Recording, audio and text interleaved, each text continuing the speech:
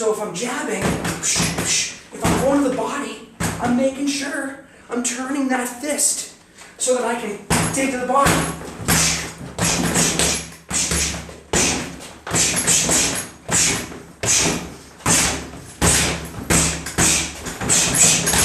I had said previously that I had to give up the boxing training because the next day my shoulder, particularly my left lead one, I don't know if it was from jab overload, if it was from hooks, I don't know what it was. The only thing was I would wake up the next day and my shoulder would be shitty and I would have to alter my workouts and it was always pointing back to boxing. So then I gave it up and I tried to strip everything down and figure out what could be the culprit. Now this is an evolving theory, and if what I think is what's happening doesn't make sense, then I'm just going to renew my whole new theory. But what I figured out that makes it better is minimize the use of my big gloves and use my little gloves.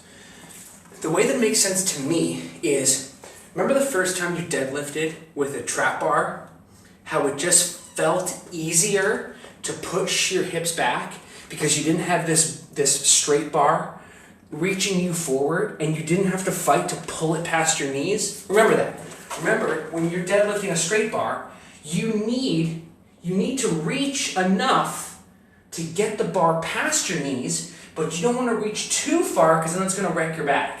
And you've got to stay in this really tight band just around the knees, okay? And one false move can let that bar reach with a straight bar, and then you mess up your back. Deadlifting hurts my back. Deadlifting wrong hurts your back. Using the wrong equipment hurts your back. If you use a trap bar and an appropriate weight, you can sit those hips back. You can load the glutes and the hamstrings. You can modify the movement so that you can train better. So I think smaller gloves are the trap bar for boxing. And let me explain why. I don't know if it's just because these gloves weigh more. It could be a number of things. They weigh more, so there's more load at the end range of motion. And the only thing that's pivoting this end load to my body is my shoulder. So it's taking on all that thing. Theory number two could be, with this glove, I'm more reckless. I don't turn my hand the way I'm supposed to. If I dig to the body, I'm not supinating my thumb. I'm actually keeping my hand, I don't know. It could be a number of things. It could also be the fact that I'm landing on the wrong part. Because I got this nice big old pillow here, I'm actually able to hit. If you want to make that whack noise, I didn't even land with the right spot.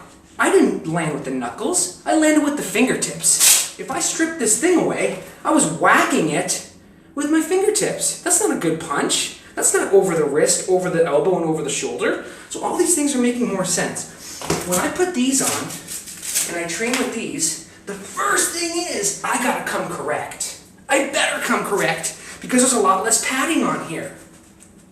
Number two, it's landing much more true to the fist. I don't have this extra padding. Look at the difference. Look at the difference. That's fucking staggering. It's unbelievable. Okay? So if I just wanted to wail on the bag, then I guess I would use these big gloves, but I would probably make sure I'm just doing straight punches. Nothing special. But if I wanted to do some real, and notice, when I go to the body, if you've got big pillow gloves, you are afforded the recklessness of throwing a punch to the body like that. If you throw a punch to the body without turning that wrist, you can type in YouTube, hook, palm in or palm down, whatever. All I'm telling you is, when your hand is in this position, which is called pronated, the bicep is not activated. As soon as you rotate your hand into supination, the bicep is part of that, it's part of the movement.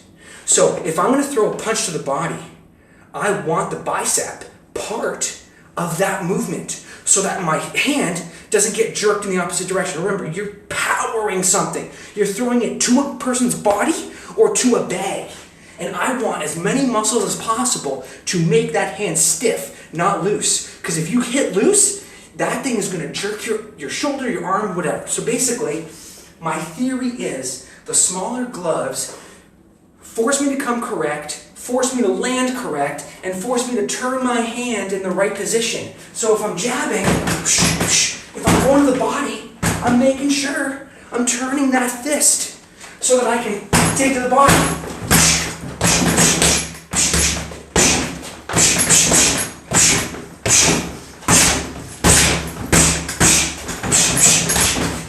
You get the point. This is not a boxing tutorial. This is just what I found to make my shoulder feel less shitty the next day after boxing training. And I've enjoyed it. And yeah, there are some times where I just wail on the bag.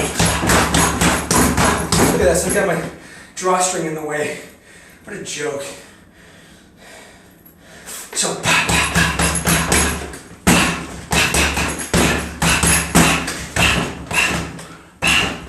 but the difference is staggering.